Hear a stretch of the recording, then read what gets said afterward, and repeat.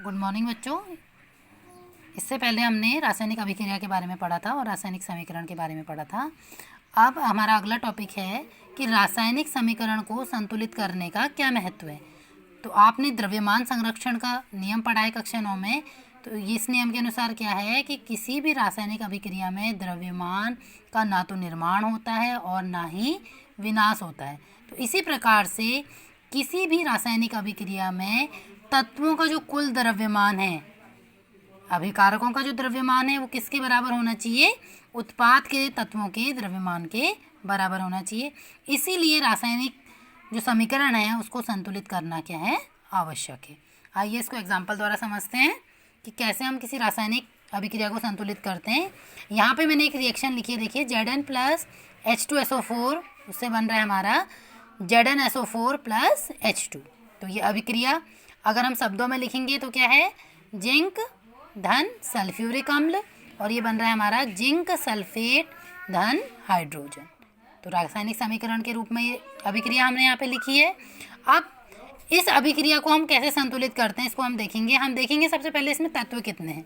तो हम नोट कर लेंगे इसमें कौन कौन से तत्व हैं। नंबर 1 हमारा अभिकारकों से देखेंगे Zn है, उसके बाद हाइड्रोजन है, फिर सल्फर है और फिर ऑक्सीजन है।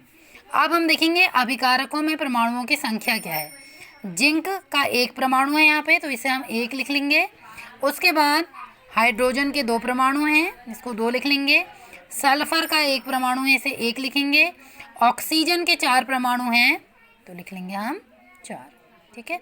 अब देखेंगे हम उत्पाद में भी जो है परमाणुओं की संख्या, प्रत्येक परमाणु की संख्या उतनी ही होनी चाहिए जितनी अभिकारक में, तभी अभिक्रिया क्या होगी? संतुलित होगी। तो देखते हैं हम ये रासायनिक अभिक्रिया संतुलित है या नहीं है।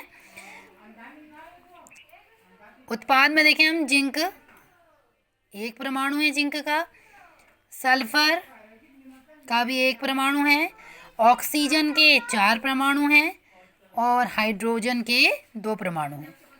अर्थात ये जो अभिक्रिया है वो क्या है? एक संतुलित अभिक्रिया है, क्योंकि इसमें अभिकारकों में परमाणुओं की संख्या उत्पादों में परमाणुओं की संख्या के बराबर है। अर्थात इसे हमें संतुलित करने की आवश्यकता नहीं है। अब हम दूसरी अभिक्रिया पे गौर करते हैं, देखते हैं ये क्या है।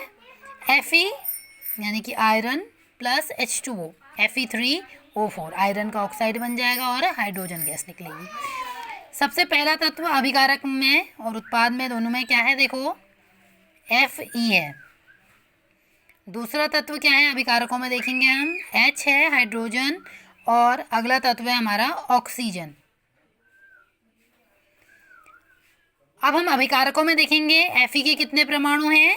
1 परमाणु है। उत्पादों में देखेंगे हम परमाणुओं की संख्या Fe की कितने हैं? 3 हैं। फिर है अगला हाइड्रोजन, यहाँ भी 2 हाइड्रोजन है, यहाँ भी 2 हैं, 2 हाइड्रोजन और 2 हाइड्रोजन हैं। उसके बाद ऑक्सीजन कितने हैं? यहाँ पे 1 ऑक्सीजन है और यहाँ पे क्या है? 4 ऑक्सीजन है। ठीक है। तो हम देखेंगे हमें क्या करना होगा। सबसे पहले तो हम Fe को हमने 3 बनाना है।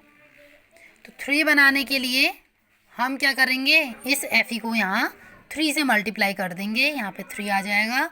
तो अब Fe के भी अभिकारकों में परमाणुओं की संख्या कितनी हो गई? 3 हो गई। तो यहाँ पे हम 3 लगा देते हैं, 3 Fe। अब हमें कितने हैं? ऑक्सीजन 4 करने हैं। ऑक्सीजन कहाँ पे हैं? यहाँ पे है ऑक्सीजन। यहाँ हमारे पास 1 ही ऑक्सीजन है, तो हम इसे भी 4 से मल्टीप्लाई कर देंगे। तो यहाँ पे ऑक्सीजन कितने हो गए हमारे? 4 हो गए ना। अब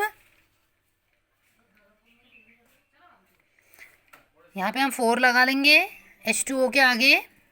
ठीक है। तो हमारे आयरन और ऑक्सीजन तो क्या हो गए हैं? बैलेंस हो गए। अब हमें क्या करना है? हाइड्रोजन को बैलेंस करना है। हम देखते हैं, हमने यहाँ पे 4 लगाया तो हाइड्रोजन कितने हो गए? अब 4 से मल्टीप्लाई हो गया, ये हाइड्रोजन हमारे 8 हो गए। ठीक है। तो अभिकारकों में हाइड्रोजन हमारे 8 हो गए हैं, लेकिन उत्पादों में क्या है? 2 हैं अभी। तो इसे हम क्या करेंगे? 4 से मल्टीप्लाई कर देंगे। तो अब ये कितना हो गया? यहाँ पे भी ये 8 हो गया। इट मीन्स हम हाइड्रोजन के आगे क्या लगा देंगे? 4 लगा देंगे। ठीक है, तो इस प्रकार से आपने रासायनिक अभिक्रिया को संतुलित करना सीख लिया है। अगली वीडियो में मैं कुछ आपको इसकी कुछ अभिक्रियाएं दूंगी जिन्हें आप संतुलित करके भेजेंगे। ठीक है, ये आपका होमवर्क है। Thank you.